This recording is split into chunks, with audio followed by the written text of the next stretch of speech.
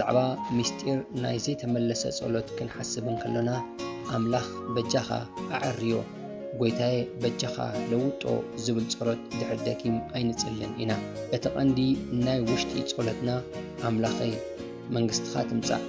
ኣምላኸይ ኣብዚ መርዓ ኣብዚ ውሉድ ኣብዚ ህይወት ኣብዚ ቤተ ክርስቲያን ወይ ኣብዚ ናይ ስራሕ ቦታ ንገስን ግዛእን ፍቓድካ ጥራይ ይፈጸም ንዓይ ሓጎስ ዘየምጽእ እንተኾይኑ ጽቡቕ እቲ ንዓይ ዘገድሰኒ ነገር ንዓኻ ዘሐጉስ ጥራይ ክብርኻ ኣብዚ ዓለም ዝረኣየሉን ዝፍለጠሉን ዝግለጸሉን ጥራይ ይኹን ዝብል ጸሎት ይኸውን ሃና ተባዕታይ ውሉድ ክትደሊ እንከላ ኣምላኽ ግና መራሕን ነቢይን ኣብቲ እዋን እናቱ ዝኸውን ሰብን ይደሊ ነይሩ ኣምላኽ ነታ ኣደ እዚ ውሉድ እዚ ክህልዋ ይደሊ ነይሩ ኣብተን ኩለን ዓመታት ሃና ኩሉ ጸሎታ ከምዘይተመለሰ እታ መጻርታ ብቐጻሊ ከተፈርያን ከተባጭወላን ጥራይ ይረኣያ ነበረ ኣምላኽ ግና መደቡ ከተፈጽም እትኽእል ኣደ ገይሩ ይሰርሓን ይልውጣን የዳልዋን ነቲ ዝሃባ ውሉድ ኣብተን ምስኣ ዝጸንሓለን ሂደት ዓመታት ንመንግስቲ ኣምላኽ ክብሪ ኣምላኽን ዘፍቅርን ድምፂ ኣምላኽ ከመይ ገይሩ ክሰምዕ ከም ዝኽእልን ኣብታ ሃገር ከመይ ገይሩ ናይ ኣምላኽ ሰብ ንኽኸውን ከተዕብዮ ከም ዝግባኣ የዳልዋ ነይሩ ንስኻ ኸብ ወገንካ ኣምላኽ ኣብ ሓሳቡ ካብቲ ንስኻ እትሓስቡን እትልምኖን እትሓልሞን እትልምኖን ዝበለጸ ነገር ከም ዘለዎ እንተትፈልጥ ንመልሲ ጸሎትካ ክትጽበ ፍቓደኛ ምዃንካ ስግደት መረጋገጺ እምነትን ምምራኽን ኣብ ቁጥሪ 19 ንጽባሒቱ አንጊሆም ተንስዮም ድማ ኣብ ቅድሚ እግዚአብሔር ሰገዱ ዝብል መረጋገጺ እምነትን ምምራኽን ሃና ዝኾነ ቃል ንረክብ ስግደት ምልክት እምነትን ምምርካኽን እዩ ኣብዛ ምዕራፍ 3 ግዜ ስግደት ዝብል ቃል ንረክብ ኣብ ቁጥሪ 3 ኤልቃና ክሰግድ ናብ ሽሎ ገደ ኣብ ቁጥሪ 17 ብሙሉእ እቲ ስድራ ሰገደ ሃናውን እቲ ኩሉ ጸሎታ መልሲ ከይተረኽቦም ከሎ ሰገደት ኣብ ቁጥሪ 28 ንሳሙኤል ነቲ መልሲ ናይቲ ኩሉ ጸሎት ዝኾነ ውሉድ ክንርኢ ከሎና ምናልባት ወዲ 3 ዓመት ከሎ ሰገደ ይብለና ኣብ ቁጥሪ 19 ኣምላኽ ፍጹሞም ከሎ ንርኢ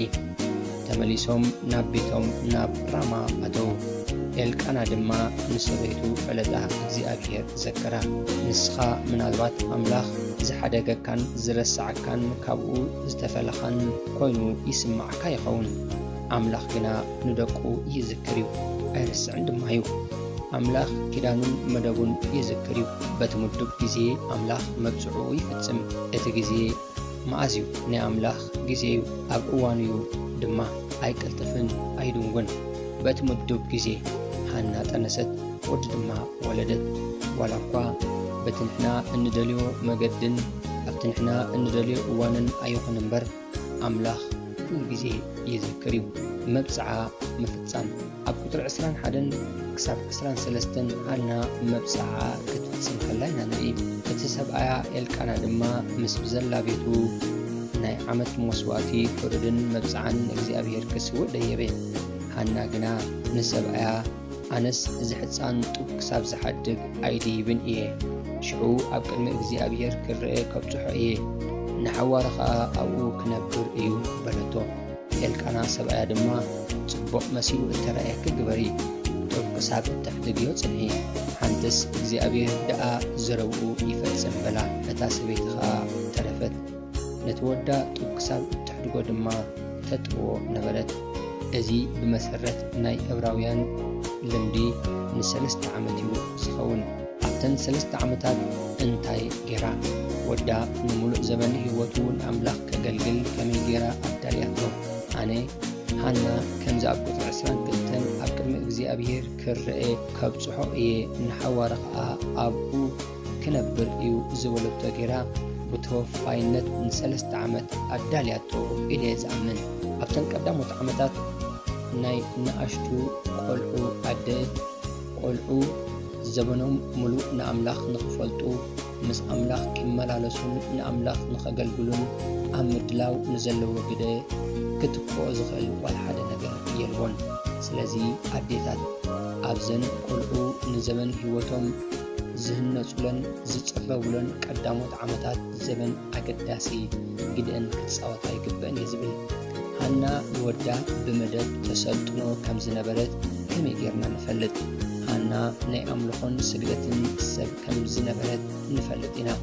ቁጥሪ 28 ሃና ንወዳ ናብ ማሕደር እግዚኣብሔር ምስ ወሰደቶ ኣብኡ ምስኦም ከም ዝሰገደ ይነግረና። ንሳ ናይ ጸሎት ሰብያ ዝነበረት ወዳውን ከም ናይ ጸሎት ሰብ ዝፍለጥ ነይሩ። ንሱ ንጎይታ ዝምችእ ልቢ ነይርዎ። ልስሉስ ዘይድውዙዝ ተቐባሊ ንመንፈስ ቅዱስ ንቑሕ ነበረ። ኣነ ብወገነይ እዘን ፍረ እምነት ስግደትን ጸሎትን ኣብ ዕሸል ልቢ እቲ ህፃን ጎይታ ዘንበረሉ ኣብቲ ኣዲኡ ተጥብዎ ዝነበረትሉ እዋን ምዃኑ እየ ዝኣምን። ክቡራት ኣዴታት ደቅኽን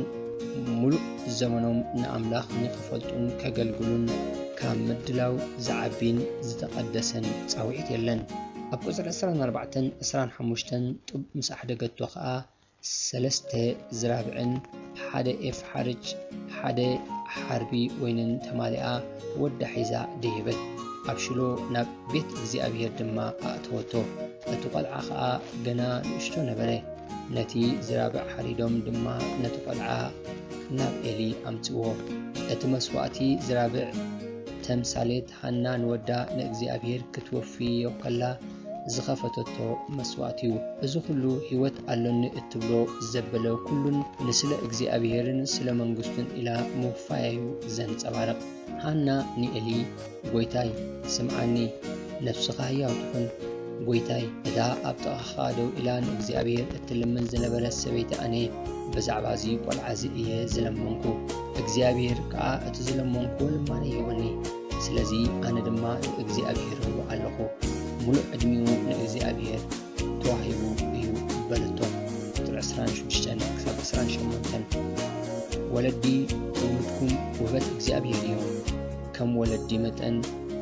ጻውዒትኪ ንወለድኪ መሊስኪ ንእግዚአብሔር ክትብያ እዩ። ደቅኺ ንኣምላኽ ክትውፊ ደቀይ ኣምላኽ ንመደባቱን ንመንግስቱን ዝሃበኒ እናቱ እዮም ክትብልን ደቅኺ ድማ